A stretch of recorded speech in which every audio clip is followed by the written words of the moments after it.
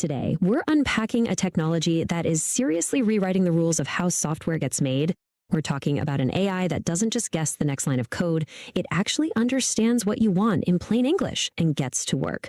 So let's dive in and see how this all works.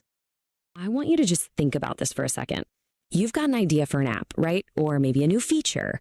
Or there's just this one annoying bug you need to squash. Now, what if instead of sitting down and grinding out every single line of code, you could just describe it? You just tell an AI what you want, and it builds it for you. Well, guess what? This isn't science fiction anymore. And this right here is the system that's making it all happen, OpenAI's Codex. At its heart, Codex is an AI that turns your words into code. You can think of it as your own personal AI pair programmer, an assistant that actually gets what you're trying to do and helps you write the code to get there. And believe me, it is so much more than just a fancy autocomplete. And the crazy part is how fast this has all happened. I mean, it kicked off back in 2021 as the engine inside the first GitHub Copilot, but it's growing up fast. The roadmap projects it relaunching as a full-on software agent by 2025, with its own desktop app and an even more powerful model coming in 2026. In just a few years, it's gone from a helpful suggestion tool to a proactive partner in your code. So how in the world does it actually pull all this off? Well, the secret sauce is something they call the agent loop. Let's pull back the curtain and see what that really means. Okay, so the agent loop is basically just a continuous back and forth.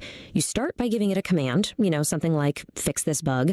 Codex then thinks about it and decides what it needs to do first. Maybe that's writing some code, or maybe it's running a command in the terminal to check a file. Then it looks at the result of that action, adds it to its memory, and starts the cycle all over again.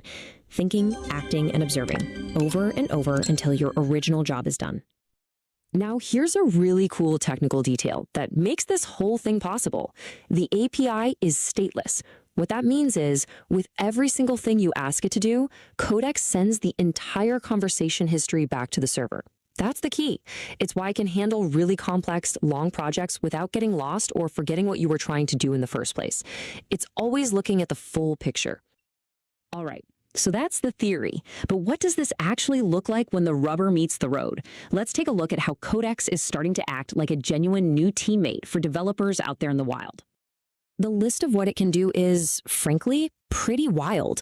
It can take that old, clunky legacy code you've been dreading and modernize it. It can literally connect to your bug tracker, read a ticket, and just fix the bug. Need some unit tests or documentation written? Yeah, it does that. It can even do code reviews, look at a picture of a new design, and then write the code to build it. It's a teammate that literally lives inside the tools you already use. And this quote from ZDNet just perfectly captures how meta this all is. Seriously, take a second to let this one sink in. We've reached a point where you can automate your automation.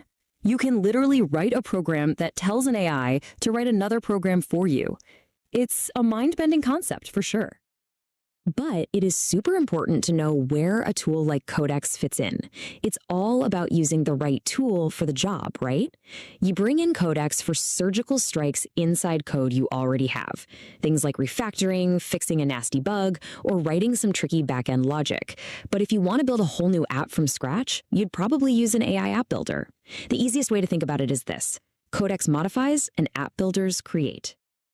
When you put all this together, it's pretty clear we're looking at a huge shift in how we build software.